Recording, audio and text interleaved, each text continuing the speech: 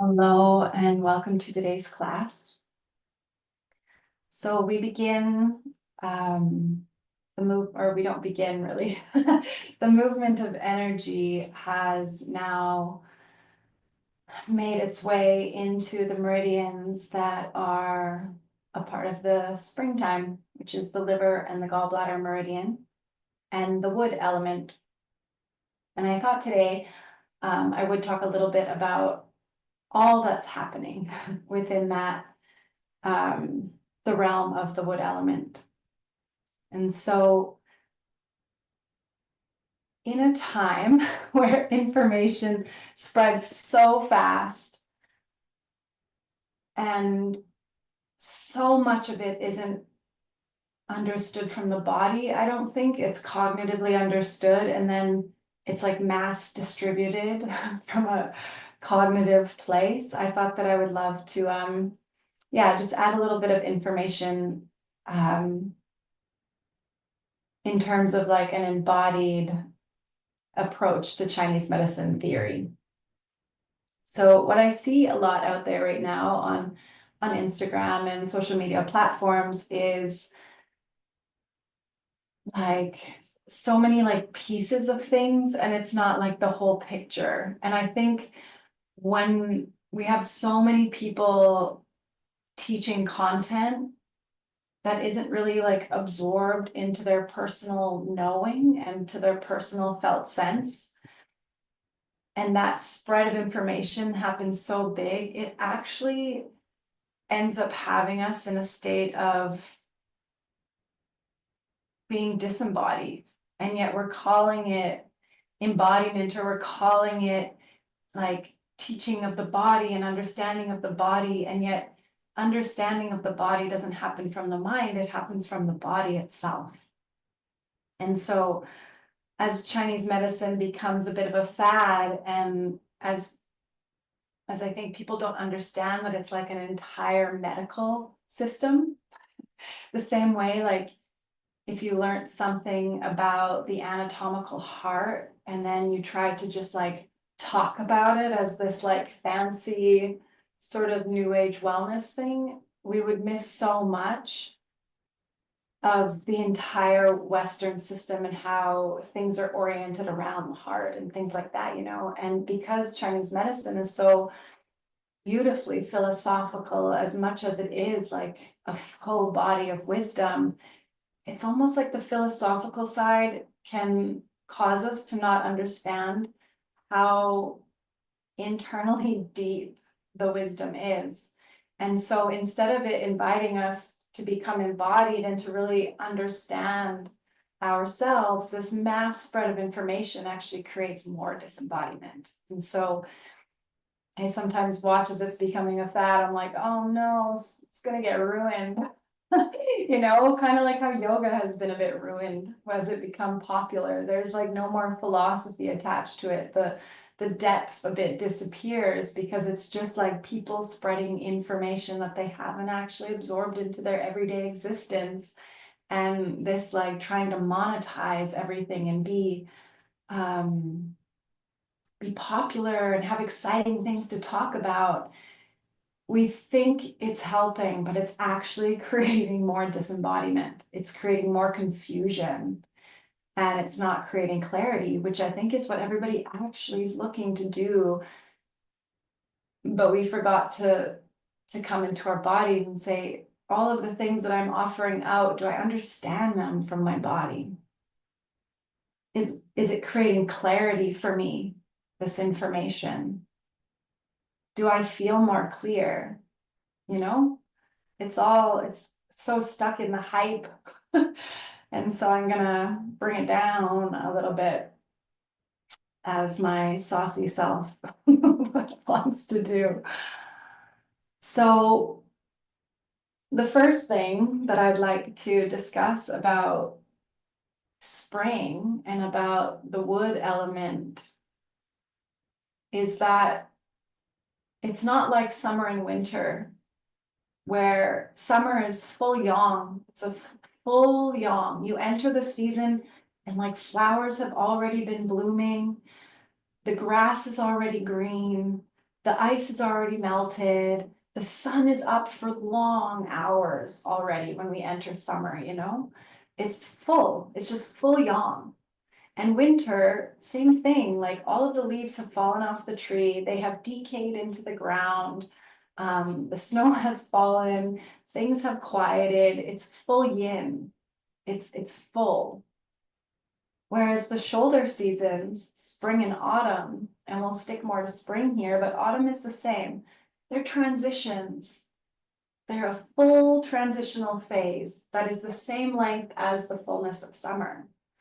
And when something is in transition, it means that it's not one thing. It means that it's in a gradual, continuous shift.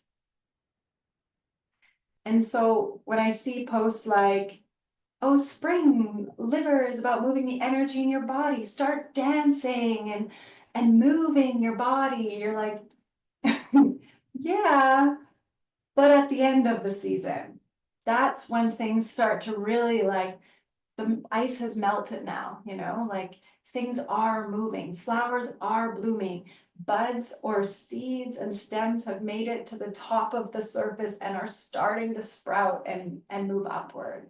But that's the end of the season. We still have a whole thing to go through. And part of the liver and gallbladder is the emotions of like frustration and irritability. And that comes because of this trying to dance and bloom and like all of this stuff before the energy is even there.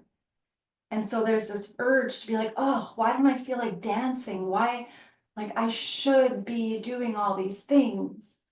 The body's actually not ready for it yet. And so what comes of that is frustration and irritability and all of these emotions connected to the liver when our mind is trying to make it flow entirely when that's not actually what's happening in the body. You can think of like the energy of the body being like coconut oil, let's call it at room temperature, where it's like if you put it in your fingers, it can melt a little bit, but it's still like pretty thick. Or your synovial fluid in your joints in the morning time, it's like it's thick until you slowly wake up and do some movements, and then it starts to get thin as the body warms. The energy of the body's doing the same. It's like it's slow, it's a little bit sluggish right now, it's a bit thick. And so the beginning of spring is about this slow waking up. If you know anything about cars, it's the same, particularly where I live. It's like not good for your car to just in the cold to turn it on and then boom, start driving. It like needs some time to warm up so the oil and all of the fluids can liquefy. Body's same, it's the same. And so what I would love for you to remember first and foremost is all of these things that the wood element is responsible for. It's not a poof, turn the switch on, we're in spring. It's more of this slow, gradual process of getting there. And that's actually really beautiful when we remember that, because in the Yellow Emperor's Classic, which is a very classic text written at the beginning of the coming of Chinese medicine, and it says in the spring, for the body, it's gentle stretching. Gentle stretching is what supports the liver and the meridian in this season. And yes, the liver is responsible for the smooth flow of qi through the body, and emotions and all sorts of other things can stagnate that flow of energy, which irritates the liver. But you add too much heat to the liver, or you're trying to do things too fast, warm it up too fast, you add heat into the energy, and that also creates problems for the liver, not stagnation, but then you got heat in the liver.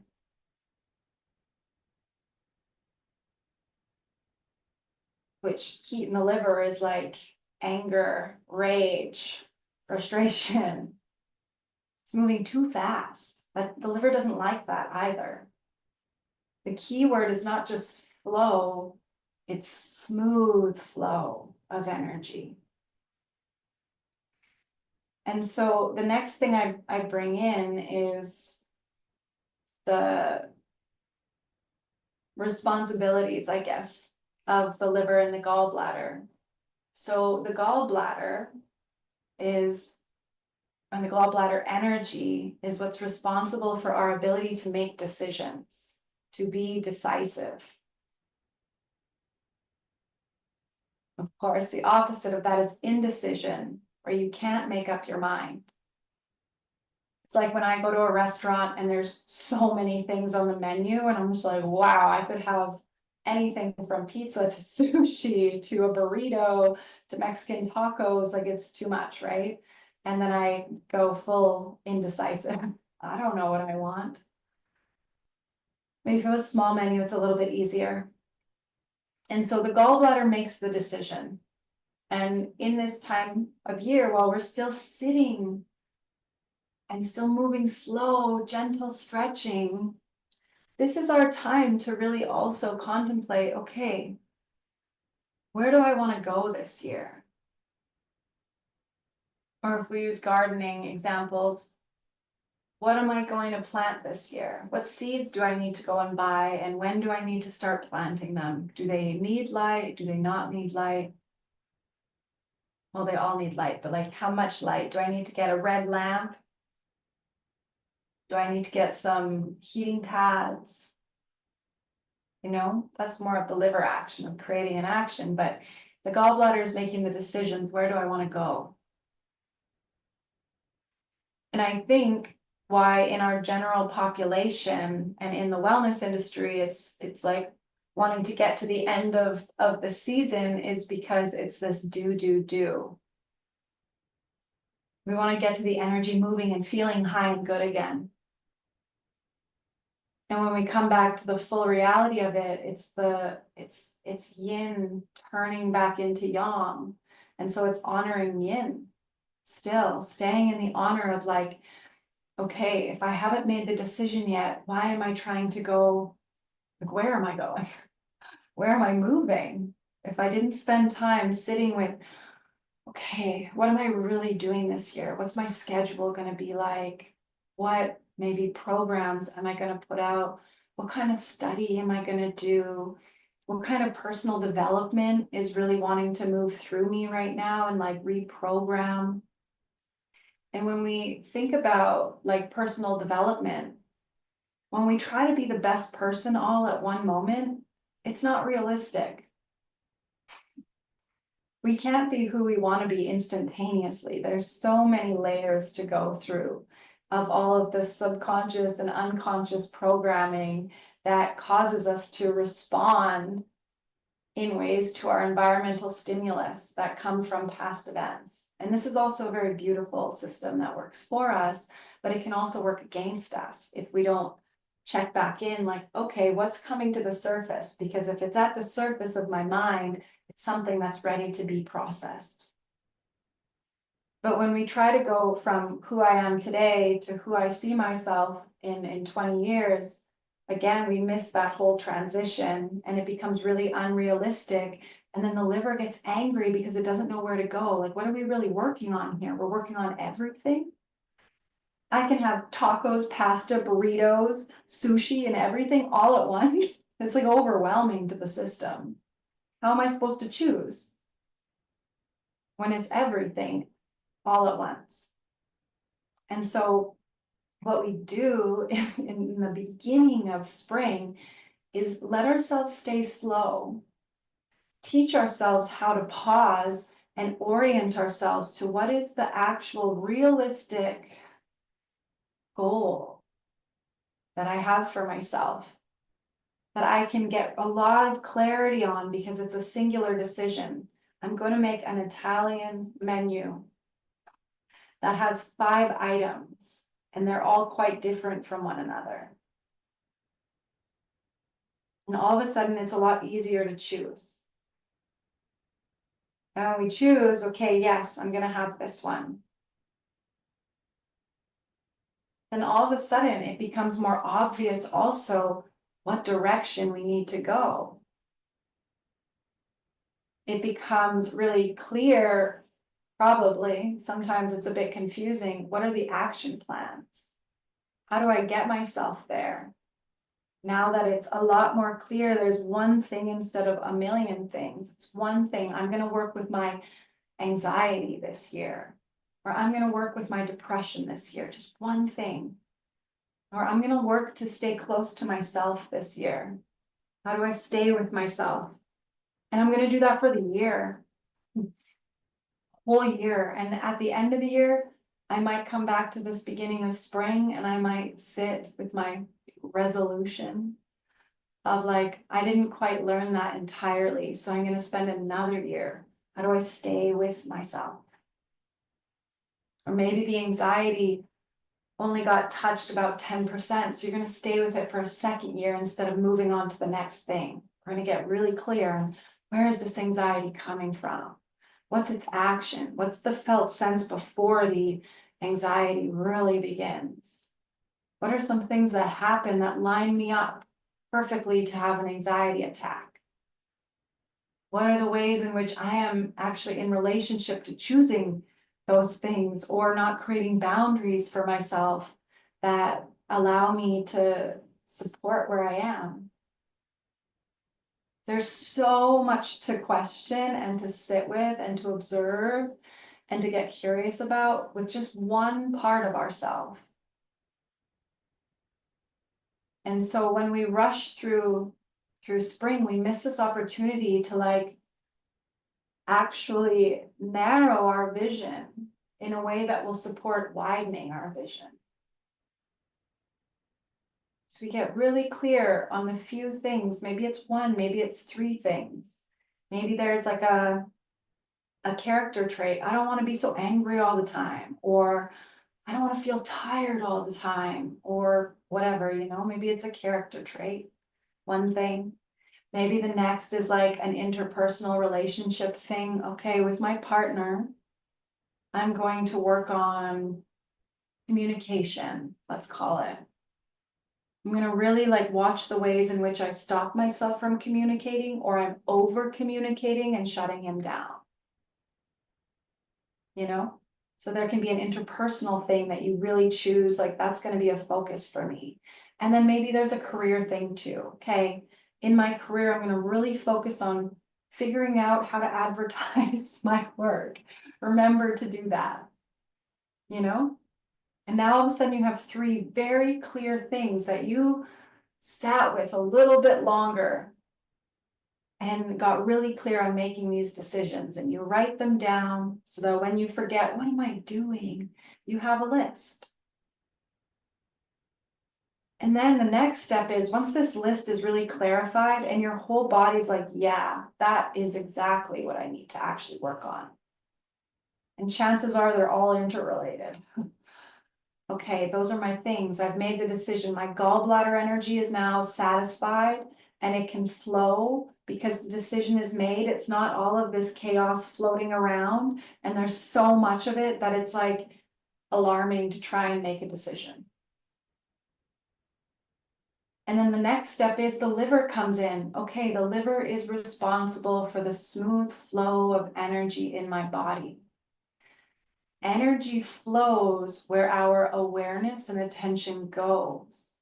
So when our awareness and attention doesn't know where we're going, the energy is just scattered through our body. It has no idea what's going on. It's bumping up against walls or stagnating in one spot and flowing too fast in another. And we're now irritable and frustrated, and our system just doesn't even know what's going on.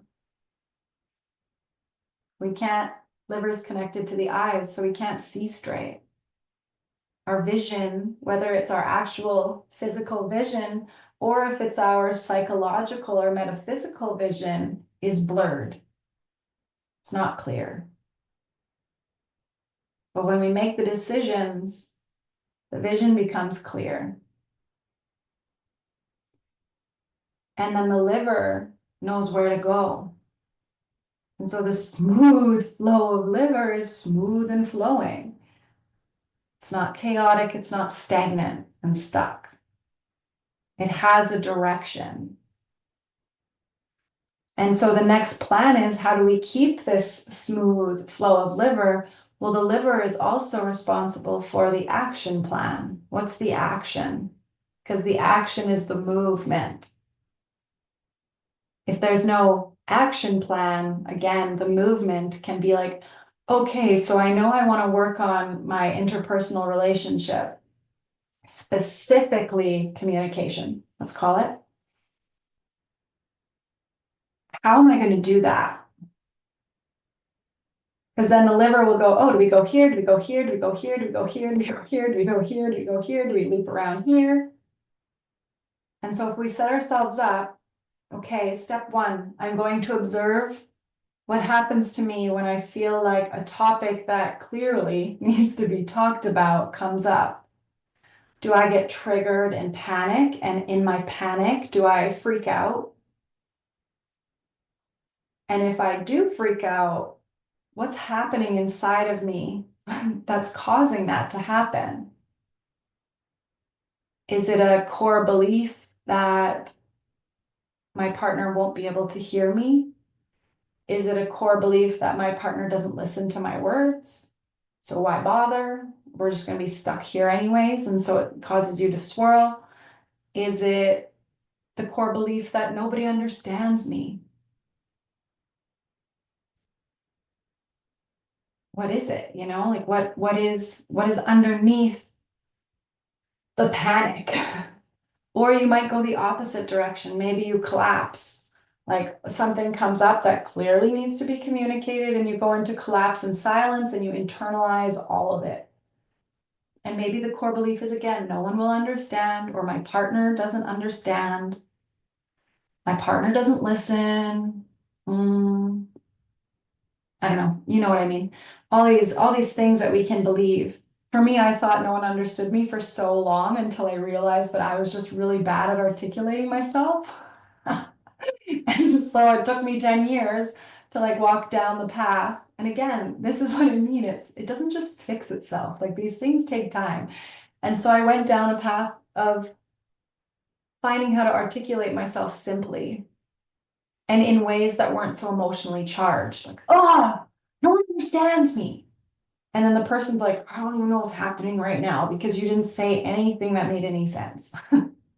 You're just panicking and your emotions are just throwing stuff around, you know? And so we can really, that can be the beginning. Is like, okay, the action plan is I'm going to start by observing what sort of topics come up that cause an emotional chaos inside my body. What is my body's response to that emotional chaos? What do I do? Do I collapse, freeze, fawn, freak out, turn into an emotional tornado? What do I do? And without judgment, like who cares? We all have so many ways that we respond to things and in different ways. I might be really chill in a spot where you freak out, but then you might be really chill in a spot that I freak out. It doesn't matter. We're just noticing like, oh, I totally freak out. Or I totally internalize. I'm an internalizer. And then it just storms inside until I can't hold it anymore. You know, but then I've learned over time that it's like, that's actually not supportive to what I really want, which is to be super loving. And when I hold it all inside, it doesn't give my partner an opportunity to understand where I am. And that's actually not loving. But it's also not loving to freak out on him when he didn't even know what was going on, you know? Because the goal in this case would be like communication, which ultimately below that is like to just be more loving and to be more free with my love instead of so conditioned. Which means I need to uncondition all the things that block myself from loving and being loved. And so we continue down this path of like, okay, those are the things I'm going to do. That's the action plan. In those moments, I'm going to pause. I'm going to teach myself to pause. And that might take months. Like, oh, I'm going into my habit. I'm going to pause. Okay. I'm out of control. Regain. What's my decision? Okay. To find communication with my lover. Okay. Okay. That pause just created direction for my energy. Now Why am I freaking out? What's happening? What's being triggered inside of me? And B, what's my response to that in my body? Okay, how can I change my posture in this moment? This is an action I can take to support the movement of energy in my body, which supports the movement of energy in my mind and the way that I'm perceiving and thinking. Okay, okay. Like sometimes I'll just be like, oh, okay, give me a sec, you know? And your partner will probably think that's way cuter and sweeter than the freak out and the panic or the shutdown, you know, where they have to try and like figure out what to do with that. Just like, give me a sec, I'm gonna reorient myself. I gotta reorient. Okay. Let's try this again. Here's what's causing this to happen right now. I'm really feeling unsafe in this spot or whatever it is, you know, and we can redirect because all our energy wants in our body is a direction. And when we lose the direction because we just panic or we go into our programming defaults in our nervous system, there's no more direction. And so the energy just goes into pattern, whether it's rage for you or crying or shutting down or internalizing or whatever, it's going to go into the quickest pattern that it knows because those are the deep grooves. And so we can just slide ourselves back into a position of, and it's control without being controlling. So it's not letting your mind be the number one resource that you're using. It's letting your body be the number one resource, which means controlling a bit the patterns of your mind. Okay, I don't need to do that. I'm going to pause myself. For women, a big one is this freaking Botox conversation. And I love you if you're in that. It's not a thing, but it's like you look in the mirror and you see wrinkles. And the first thing that could happen due to societal pressures is, oh my God, I should start getting Botox. This isn't right. I can't have wrinkles. I'm ugly. I'm old. I'm whatever your story is, you know. But we can catch ourselves and redirect, or in this moment, like take control in the most loving, nurturing way possible. And instead of going, oh, you can just, oh, my wrinkles, pause. Who do I see myself becoming? I see myself and I get real excited about it, like being this woman with long blonde hair that moves really slow through life. And I have my garden and I have my beautiful work studio, and people come to me to be with me and to feel held. That's who I see myself as. And I can guarantee you, I don't have cheeks and a forehead that don't move. You know, it's like I'm the woman where I have wrinkles all over my face that hold the essence of how I felt in life. And so when I look at my wrinkles, if my brain wants to go into inadequacy, I immediately stop it and remind myself the direction I'm going and who I see myself becoming. And then all of a sudden I'm like, oh wow, I'm getting older and it's showing on my face. Wow, I'm here, you know? And then my energy all of a sudden, instead of going, oh, and collapsing or freaking out because, oh my God, what am I going to do about this? Instead, my heart all of a sudden gets filled and it feels successful, you know? Like, wow, I'm becoming the wise woman, like, and it's showing in my face now. It's never done that before. What an honor. I saw an old man.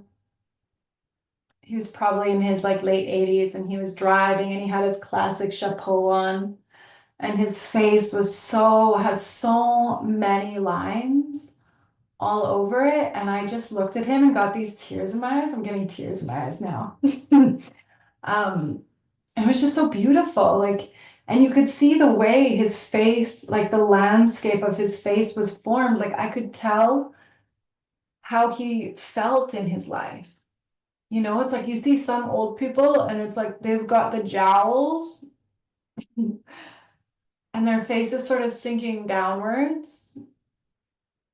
And you're like, oh, you walked through your life with a little bit of sadness, and you can see it in the way that the wrinkles form. And you can see like women who felt alive and spicy, their wrinkles are more upwards.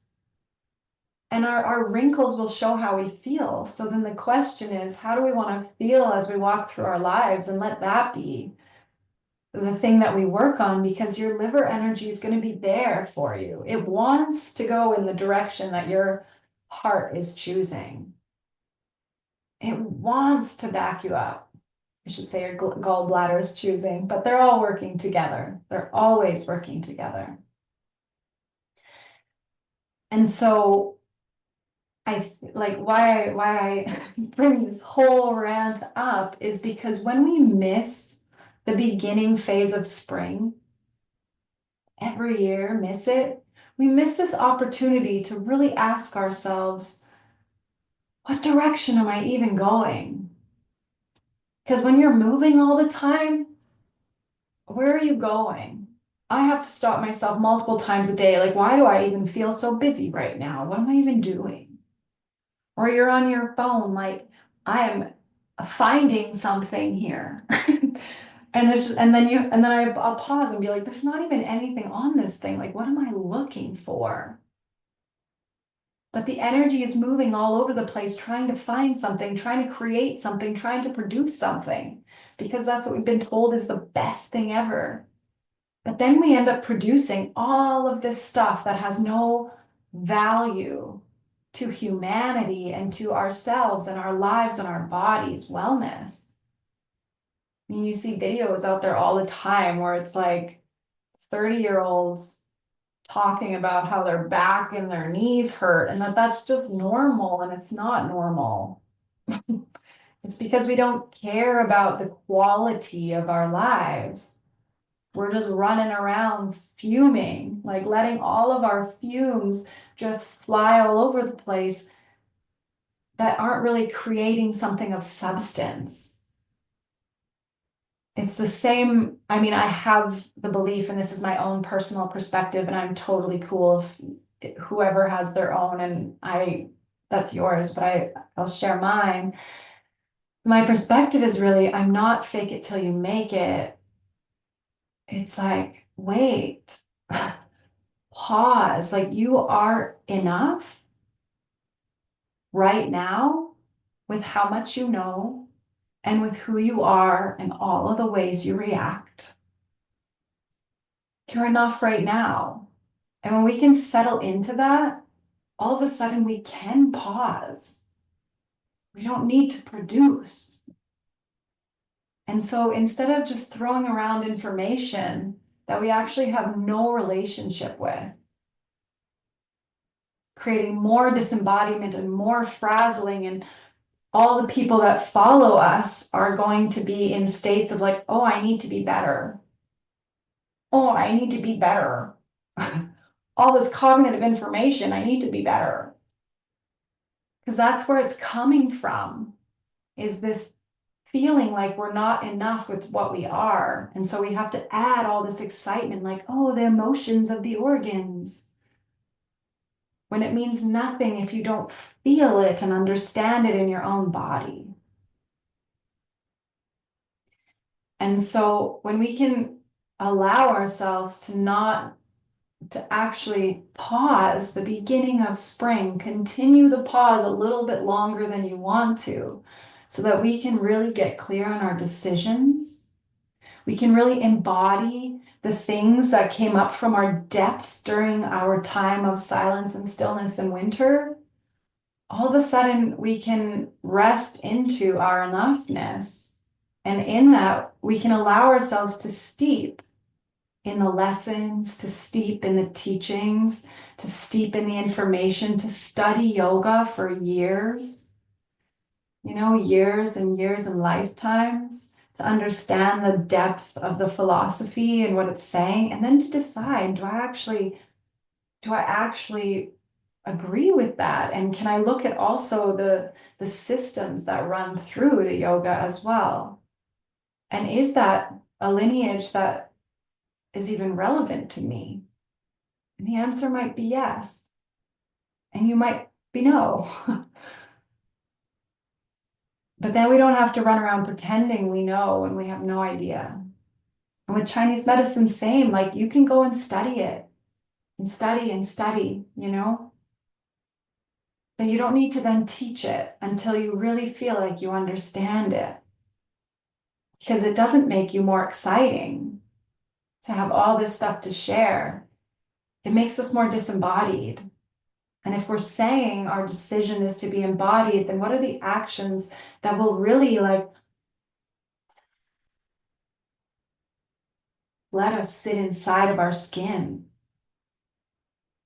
and let us have us wanting to sit inside of our skin? What brings you home? It's usually less information. You can take one nugget and study it forever. And so in this inundative time, it just becomes super easy to become indecisive and to have no direction. You add tiredness on top of that from doing so much and from energy going all over the place. Of course, it's going to create disembodiment. And so letting yourself pause a little longer. What direction am I going? What do I want for myself? Who do I see myself becoming? And what can I do today to start that pathway while trusting and knowing that I'm not that yet, but that's what I'm becoming, so long as I stay on this path. So I don't need to judge myself or shame myself for all the things that come up. Like, oh, wow, I'm really angry lately, or my mind is so busy. I sit and meditate and it's just busy. When we can see how long the path takes to get where we want to go, we can also just sit in all that stuff that comes up and like, I mean, I giggle about it, you know, like, oh, wow, there's so much to go through here. Okay. I continue on my path. I'm of observation, analyzing, making some shifts and changes, learning the pause and how the pause can help me take this reorganization moment, come back into my skin. Here I am. Okay. Reorganize. Let's move from there. And that's what the wood element is about. If you go into a forest, the trees offer us stabilization from any wind coming through. There's a dog park I used to go to all the time, and you had to cross a really long bridge over a really thick body of water, and it's quite windy, annoyingly so, where I live. And we'd be walking on the bridge, and it would just be this wind tunnel, and you almost can like just lean forward into it, and it'll hold you up. And then the second you get into the wood, into the trees, there's no more wind. It's stabilized. And it's quiet. And of course, there's been pathways that have been walked many times through the wood that you can go, and at any moment you can create new pathways through the forest, and those over time will become, known pathways. But you choose the direction you want to walk and you walk it. And the wood stabilizes all of the wind, which in Chinese medicine is the chaos in the energy, or it's also a pathogen that creates all sorts of symptomology in the body. But when we have a direction and we're clear on it, the wind is silenced. And so whenever you find yourself really like wild in your mind, remember, like, come back to this moment of yin. Slow down, pause, reorient, ask yourself, what do I want what do I want long term? And where am I now? Okay, create from there. Not create from where you'll be 20 years from now, because that's delusional. There's like a long way to go before you're an actualized person or before you're liberated. I'd even argue lifetimes before you're liberated. And when we expand our timelines, can we fall into ourselves a little bit easier than if we feel like it has to happen right now? Maybe you're not liberated in this life, no matter how much meditation and yoga you do. Maybe it's 10 lives from now that that liberation occurs, maybe 500. Okay. And this is why we don't just start dancing, we gently stretch and we go slow. And in that, today we'll practice yin. So one more layer is the meridians in of the liver and the gallbladder are mostly the side body. The gallbladder goes through the side of our head, down the sides of the neck, through the armpits, down the sides, the side of your bum, side of your leg. The liver is insides of the legs, but then wraps around the genitals, and then up the sides of your body. So we'll focus on opening slowly and gently through the sides to stimulate the movement of energy through those meridians. When I practice yin, I like to have all sorts of props because you never quite know what you'll need. So you can have some blocks and maybe a bolster and maybe a blanket. Okay. Come to lay on your back.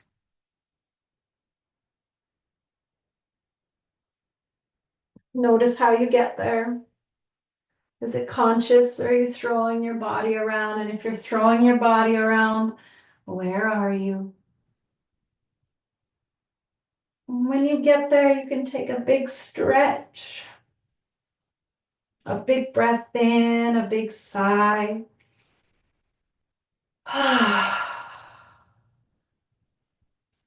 In Chinese medicine, they say there's 3 ways to move energy in the body.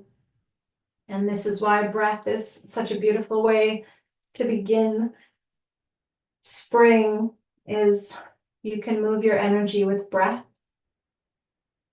You can move your energy with movement.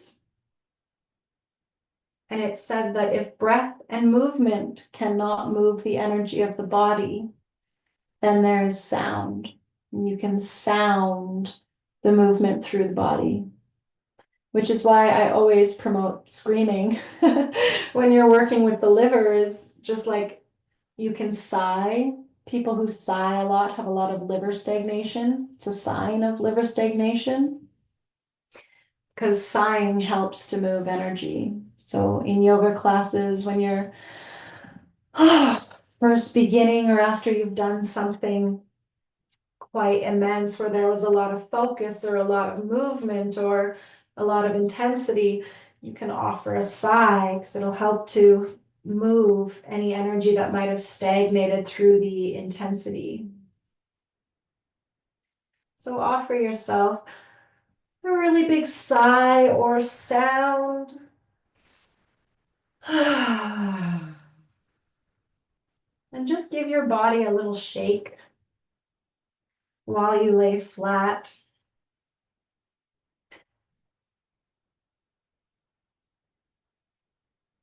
You can shake maybe by wiggling your, I'll take away the maybe, shake your body by wiggling your hips from right to left and letting the limbs, your legs, your head, your tail, your arms, all be so passive that the shaking of your hips from right to left vibrates through the entirety and the rest of your body. Even let your jaw be soft, your tongue relax so that your whole head can gently shake and bobble too.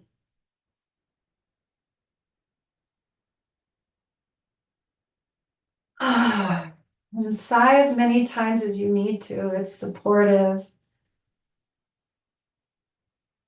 But,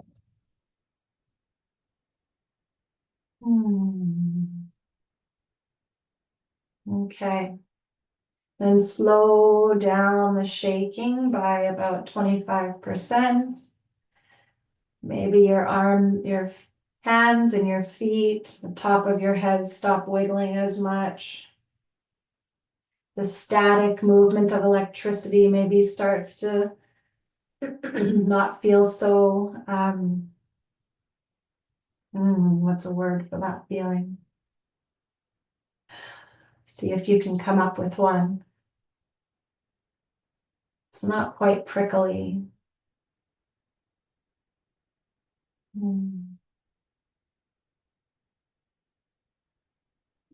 All I can see is like billows of hair somehow that are all wiggling really fast and then they slow down.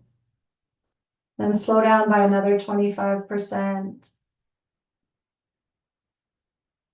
And then maybe your arms and legs stop jiggling, wiggling. Slow down another 25%.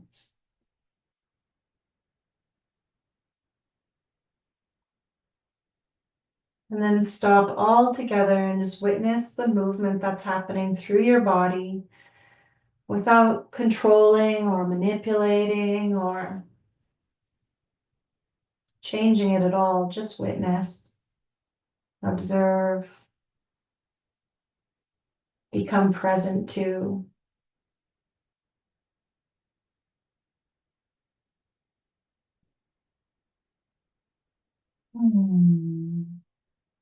Be here to observe and feel the sensations or the sensory output that comes through the movement. And one leg at a time, bend your knee and step your foot up. Let your foot land. Feel the shift in your pelvis and maybe your low back, possibly your ribs, maybe your skull once the foot lands. Perhaps that feels really stabilizing for you. Then take your other leg, bend your knee, and step your foot onto the ground as well. Notice how that changes the way the bones relate to the ground, and how the bones' relationship to the ground shifts the way that your energy moves, and potentially even the way that your mind feels or is experiencing itself. Maybe even your breath rhythm changed. Perhaps there's a sound or a sigh or some cracks. Good. Then walk or heel toe your feet wider. If you're on a mat, maybe the width of your mat, otherwise shoulder distance or potentially a little wider apart. And let your knees slowly drift over to the left. Again, the gallbladder meridian runs down the outsides of the body and the outsides of your legs. And the liver meridian runs up the inside of your leg and wraps the genitals. So this posture is supportive of getting both the yin and the yang meridian of the wood element.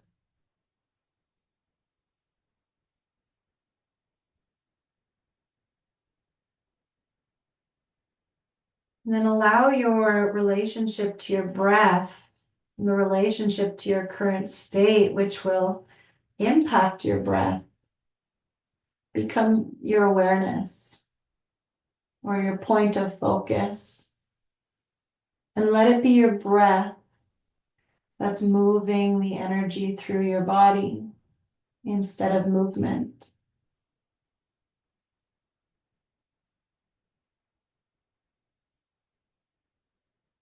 With every exhale, allow the bones of your body to rest into whatever's holding them. If your right knee is feeling a bit vulnerable, you can always put a block underneath it so that you can really let all your bones release themselves into the ground so that your muscles, and then in turn your tendons and ligaments, which are nourished by the wood element, can release themselves. The joints can become free in a way of holding so that the energy can flow through the joints, which tend to be little like doorways, which can be opened fully, half open, closed, open a crack, which will impact the way that the energy can move through you. The more we support our joints, again, which are governed by the wood element and the liver and the gallbladder, the more freely the energy can smoothly flow through them instead of getting stuck. So as you continue to deepen your presence and invite yourself into the present moment, you'll watch how all the energetic layers of yourself sink into the spaces beneath your skin. Wrap the energy around the muscles, your bones, your joints, your organs. And in that arrival, the bones can release themselves to the ground. And in that release, your breath can deepen as the sense of safety and here-ness arrive.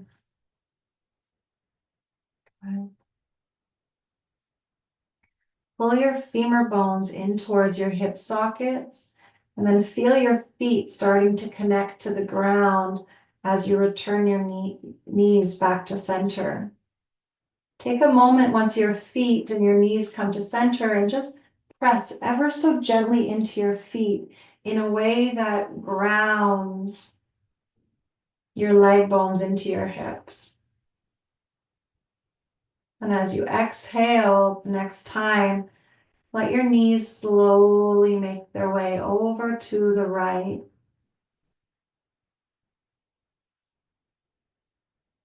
And same thing, if your left knee joint is feeling vulnerable, you can place a block underneath it. Let your arms be reaching overhead. Unless you're feeling really stimulated, then you can have your armpits a little bit more closed and it'll help to ground the energy. And having them overhead lets the sides of the body be nice and open, which supports the energy flow through the sides.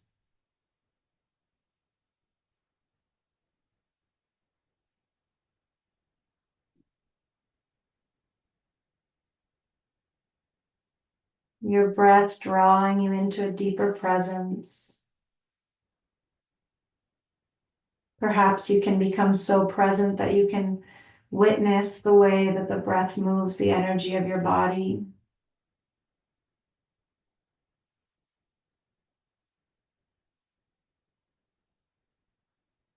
Always offering yourself a sigh or a sound if that sensation arises where you inhale and you're like, oh, I need something to release a little bit more, and then you can sigh and let that release occur.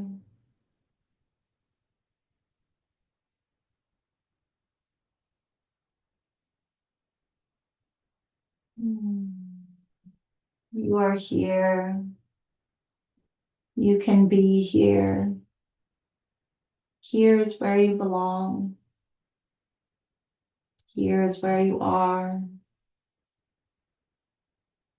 Here is where your vision clarifies, the vision of your life, the vision of your purpose, the vision of who you're becoming, where you'll be, how you'll be.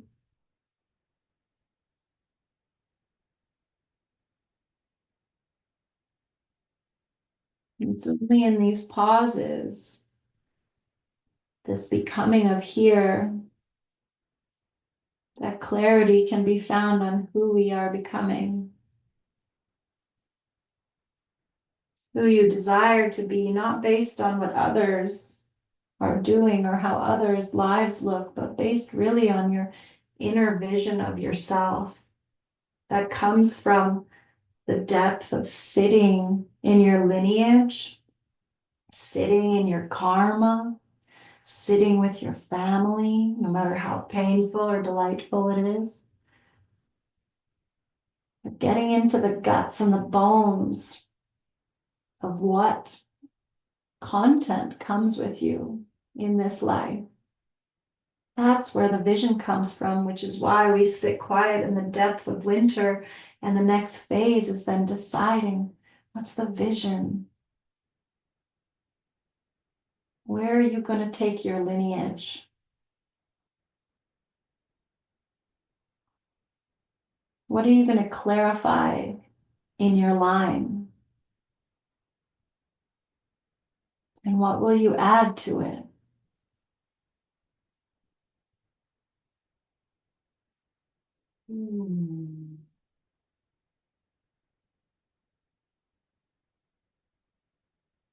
Begin to pull your femur bones in towards your hip sockets.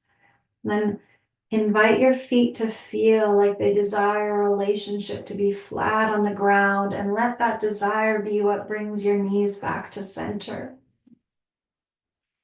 And once you get there, you can reorganize your pelvis and your feet, and then just press down into your feet just enough that there's a little bit of tension.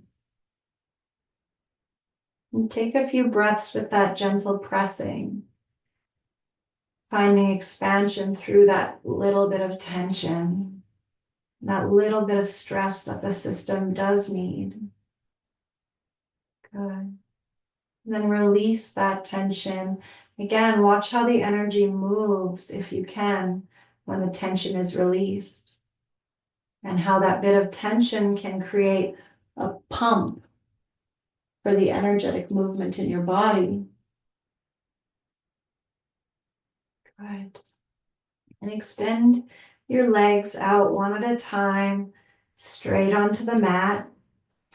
Reach your arms above your head and hug all your muscles. Squeeze them all to all your bones. Even make fists with your hands. Curl your toes. Point your ankles, or extend them rather.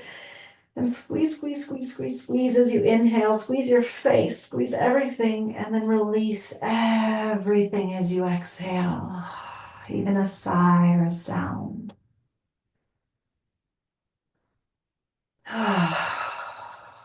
Once more, reach through your whole being. Squeeze, squeeze, squeeze, squeeze, squeeze, squeeze everything. Even squeeze your ribs and your core. Squeeze, squeeze, squeeze your butt cheeks, your legs. Squeeze, squeeze, squeeze. And on your next exhale, let it all go and witness the flow of energy. Good. And slide your left leg a little bit wider. Keep your right leg straight and send your right ankle to be above or below your left ankle. Depending on your body and its the muscular story of your body, you above or below with the ankle is up to you. What seems the most beneficial? Do that one. Try both if you're not sure. Then take a moment as the lower half of your body adjusts to the beginning of this posture. Let the muscles, the bones settle. And when you feel like they've settled, then start to come into lateral flexion with your spine by walking your upper body over to the left as well, so that you're in the shape of a bow and arrow or a banana. And then take a deep breath there as you let your body settle into this shape.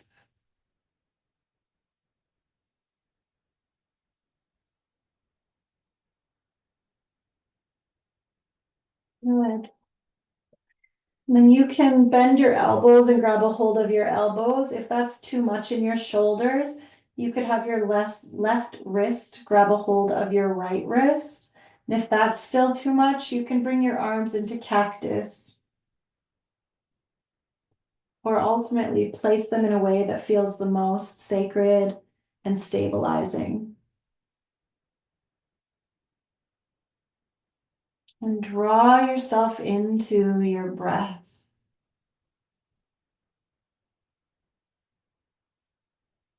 Notice if there's a part of your body that wants to be moving.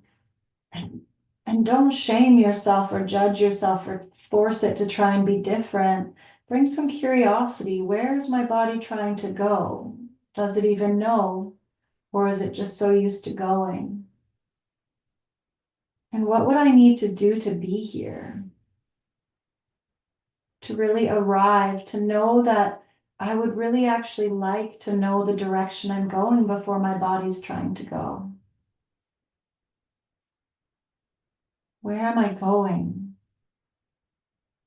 Where do I want to go? And that want doesn't come from desire. It comes from deep knowing that that's your destiny. That's your family's destiny. That's your lineage destiny.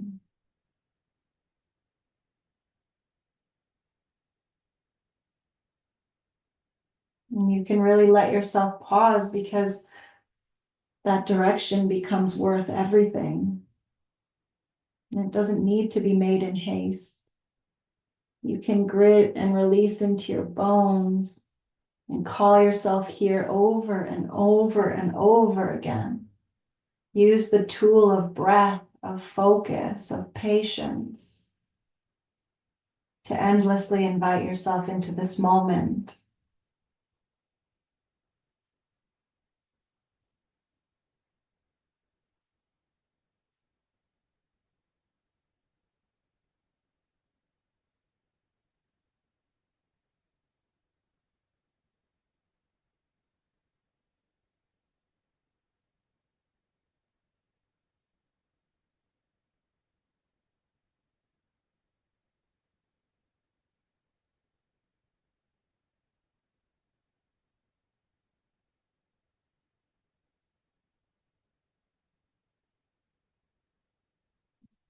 You can be here so fully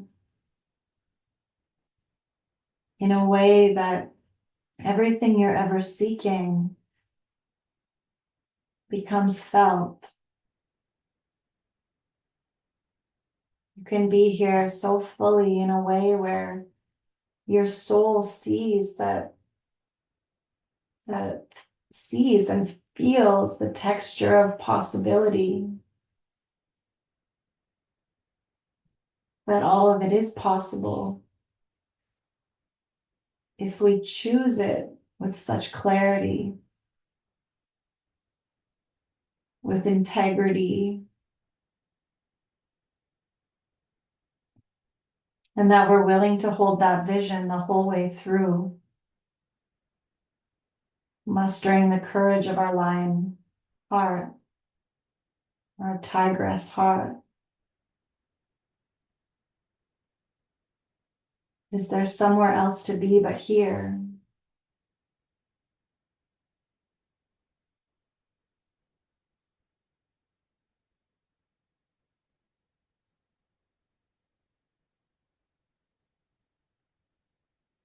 Is there a better time than now?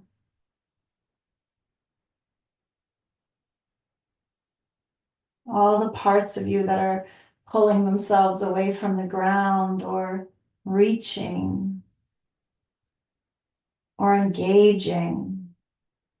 Is it possible to just ever so loving bring your attention to that space and ask that part of you, where are you going? Where is there to be? What is there to do?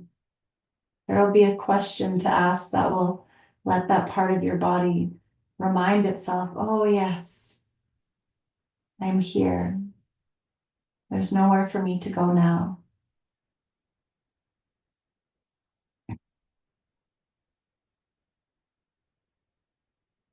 And very slowly and at a pace that feels like you're staying with yourself, slide your right foot away from your left and over to the other side. And once it's in the position that feels like, okay, that's the width my hips need to soften equally into the ground, take a moment. Feel that ripple through your whole system, the way it shifts, the way the energy is moving.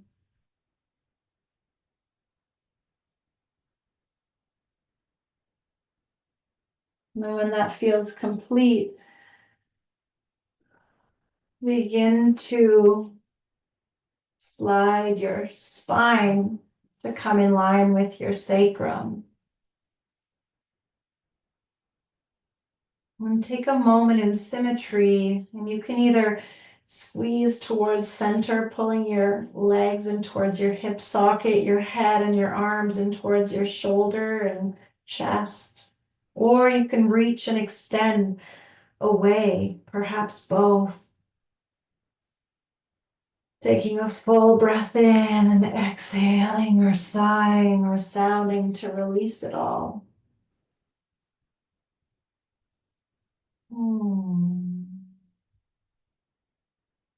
Good. And sliding your right leg a little bit wider and bringing your right or your left ankle rather to cross over top or under. And it might be different than the other side. It might not be. Let yourself try both if you need. Then once that's settled, give yourself a moment to let your bones, your muscles, gravity all find their relationship of release. When you feel like that moment has arrived, move into lateral flexion in your spine and walk your upper body over to the right so that you're in the shape of a banana.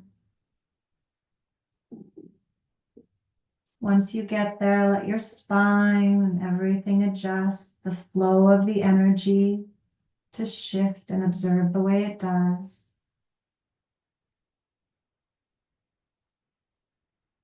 Let your breath shift too. Perhaps there's a sigh or a sound.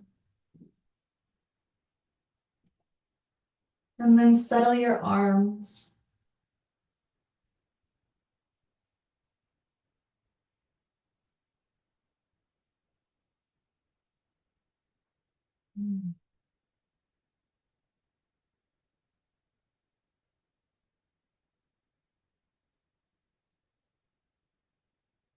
And let yourself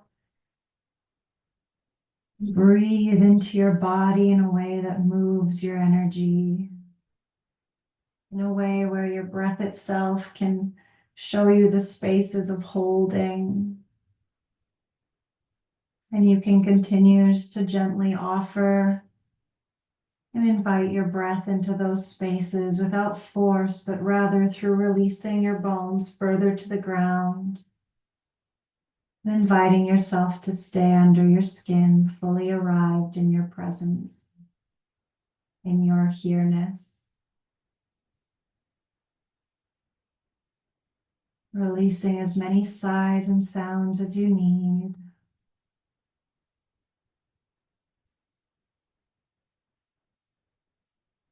And in your mind's vision and in your body's felt sense and vision of where it's going, let yourself see a smooth flow of energy pulsing through you.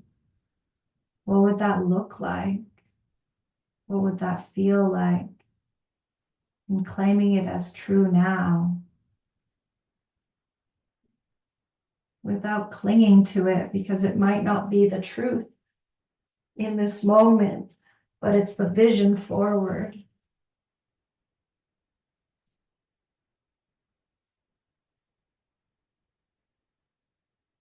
Your body knows how, it remembers. So we invite the pathways back in.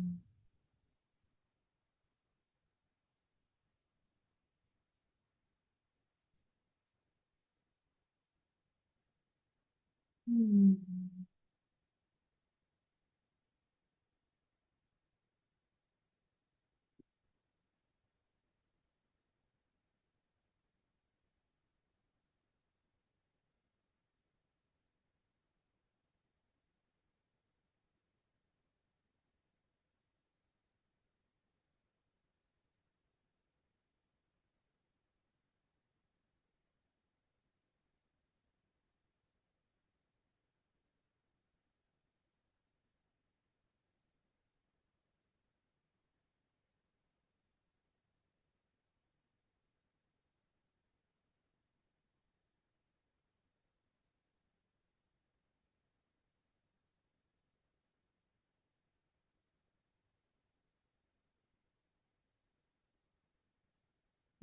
flow of energy through the liver becomes clarified and smooth.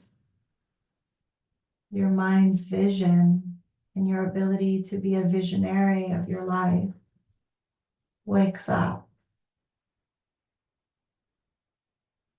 You're able to see your path forward, your purpose, your dharma. And that vision stems from the water element. It's the way that the water feeds the trees, gives them their structure and their capacity to move upward, their resilience and strength. The way a plant wilts when it's thirsty. We are the same. But when a plant is well hydrated, it looks upward and it moves in that direction. And it finds a way.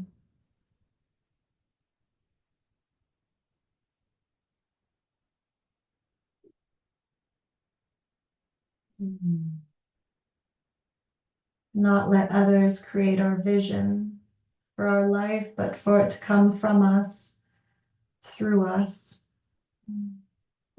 and outward.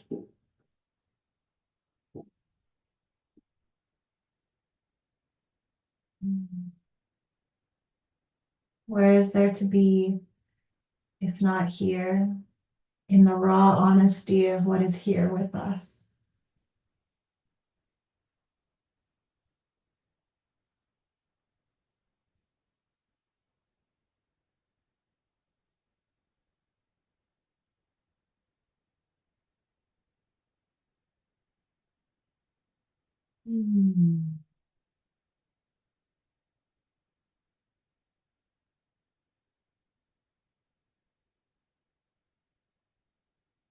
Notice if there's any places your body's trying to run or clench or hide. And just let your awareness go there and your breath go there and your vision go there. With a sweet invitation or whisper of, you can be here. I'm here for you.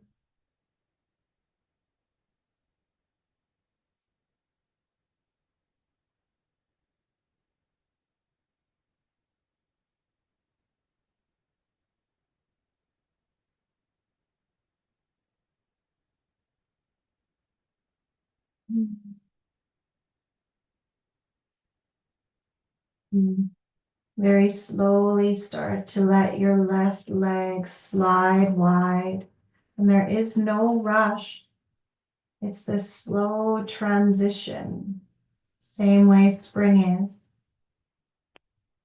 And once you get there, let yourself take a moment to notice how the energy moves as you come out, how the body settles towards the ground.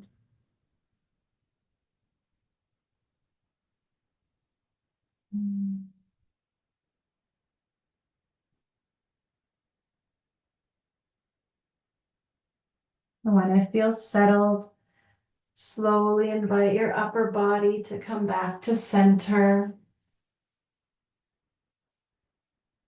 Let your arms come down. And take a moment in symmetry.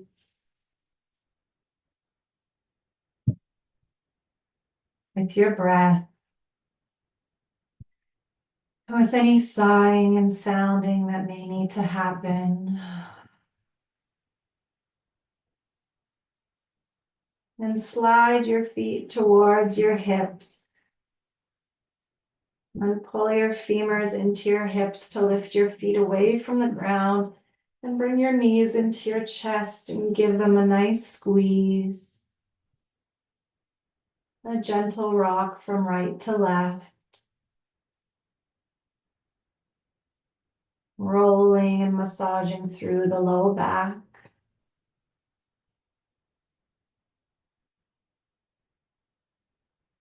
You have the option to slide by a wall if you have one and put your legs up the wall, or to come into a seated meditation. Taking your time to get there, honoring your own personal rhythm that allows you to stay with yourself so that you can stay with your own clarity, your own vision, and in that make decisions perhaps a little more simply than when you rush yourself. And you can get up by rolling to the side or by rocking up and down once or a few times.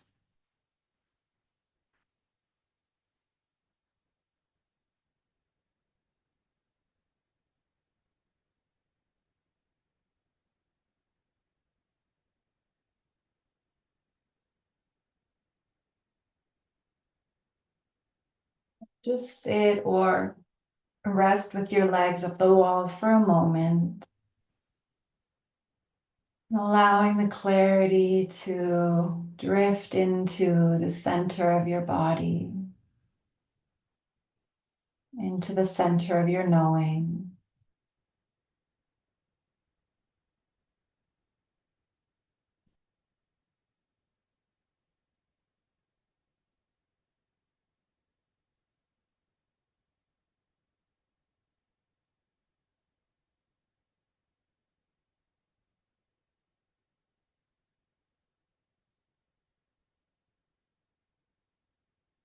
Allowing your breath to remain steady a moment longer.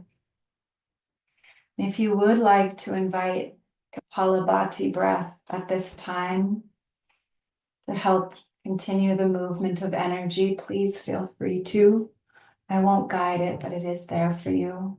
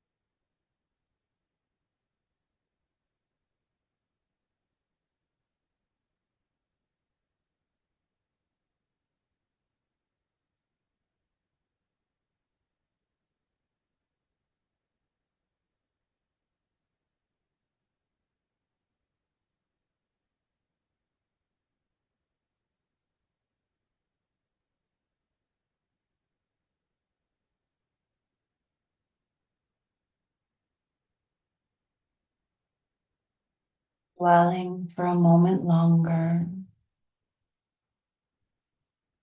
knowing there's no more important to be than to learn to let yourself just stay here inside your skin.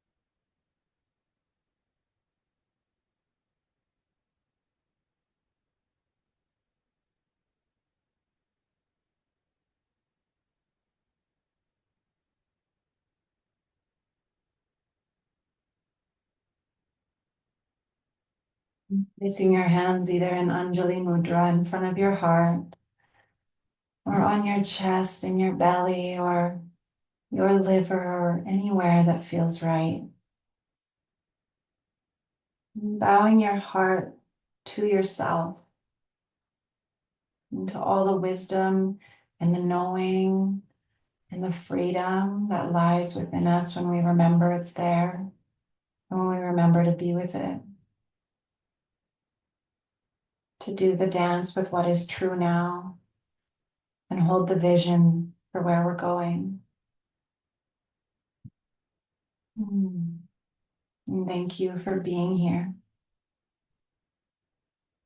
Sat Nam.